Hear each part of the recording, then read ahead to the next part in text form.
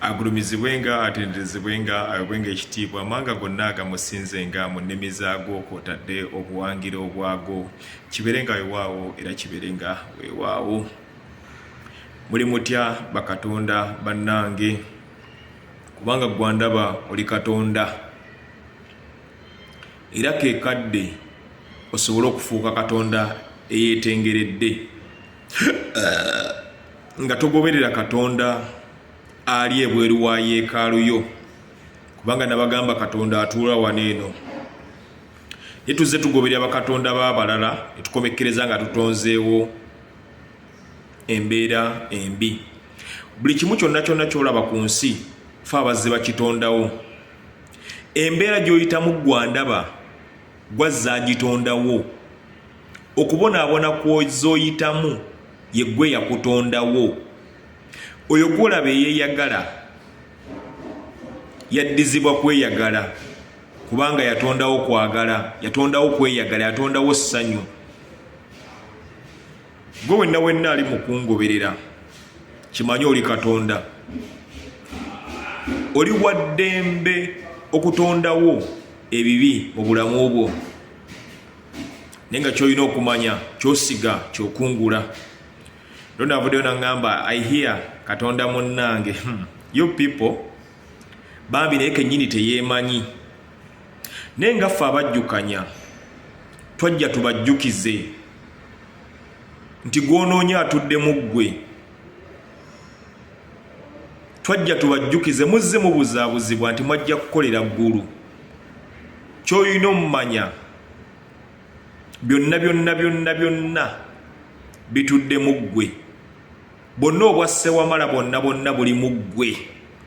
Buli kimu oli katonda eyeetengeredde naye olw'okubanga tomanyi ki ky'oli. Wakanya wulira nti mulina akayimba ke mwawuliranga nti omuzadde katonda wa wano ku nsi, katonda wa wano yasiba yasumulula byonna. Olowooza muzadde bagamba ani? Gwandaba waliko maama, waliko jjajja, kati oli mwana muwala, waliko bebi, ozze okomezebwawo bukomwa olw'ezo ensobi zozze okola ng'ozze okutereeza. Sinakindi oli asobola okukomezebwawo nga zze kuluŋŋamya nga zze nga mutaasa. Walabamu nga bajja kutaasa ggwanga, nga bajja kutaasa nsi. Waliwo ate okubanga gwe wakomezebwawo kutaasa kika kyo ne mulimu abatuddeko obuyinza obw'okutaasa ensi. Mulimu abatuddeko amaanyi nga go gajja kutaasa nsi yonna naye nga ate gwe wajja kutaasa kika kyo oba ggwanga lyo. So kati kimanye nti oli katonda naye bwe twegatta ffenna nga bakatonda abeetengeredde ne tukola obwa katonda ne tutuukiriza obwa Tonda ku nsi. Mulekera okubuzaabuzibwa tewali ggulu, eggulu litudde mu ggwe. Era omwagalwa gwe tunoonya atudde wano mu yeekaalu yaffe, tufe nnyo okulaba nga tumunoonya tumumanye, tufe nnyo okulaba nga tukonekitinga n'omwoyo waffe,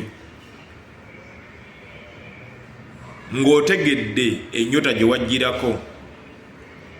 Jjajja Kiwanuka yakuwanulira nnyota ki?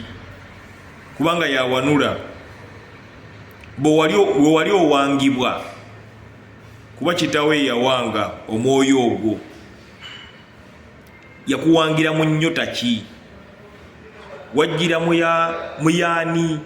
Ya Kiwanuka? Ya Mukasa? Ya Musoke? Wajjira mu nnyota ki? Otegeere ennyota eyo, otegeere biki by'olina okukola mu nnyota eyo osobole okulaga obwa Tonda ku nsi kuno. Kubanga Tonda akolera mu ffe era ayogerera mu ffe, era nga tuli bakatonda abeetengeredde, era buli kimu ky'olaba ku nsi ffe abakitonzeewo. Buli kimu ky'olaba ku dduniya kuno ffe abakitonzeewo. So kati oli wa ddembe okugoberera katonda w'ebweru oba okugoberera katonda wo. nsigadde nze Kaana Kamisambo omujjukanye omusomesa omulewi w'emyoyo gyammwe era omuyimbi wammwe Dede Dream. Tudde kuno n'abaana ba Nnambi, goberera Katonda wo kubanga gw'onoonya atuddemu ggwe. Tuzze tuzunga nga tumunoonyeza wabweru, ozungira wa Musumba, ozungira wa Seeka. Kumbe Seeka naye agamba bya Katonda we. Tomanyi Katonda ki gwakozesa. Atudde mu kitangaala oba mu kizikiza, akutwala mu kkubo golokofu oba akuvuyisa. Baana ba maama tuzuukuke. Sebire wanjuba wa munyenye wa mwezi kibuno munju bireese, mbasaba okubaakira yakira yonna gye mutambula ne gye musula. Na byonna bye mukola nsaba Ddunda Namugereka banteremu omukisa. Abankumira Otonda abajjajjaffe. Waliwo baddaakyankalanya wano omusomo gwaffe, anti mulimu abantu bangi abatuddemu emyoyo emibi abali mu kuvuya. Badde bagezaako kukyankanya omusomo gwaffe. Ndi mu kusomesa, ali mu kukuba kkerere mu musomo. Abankumira Otonda abajjajjaffe.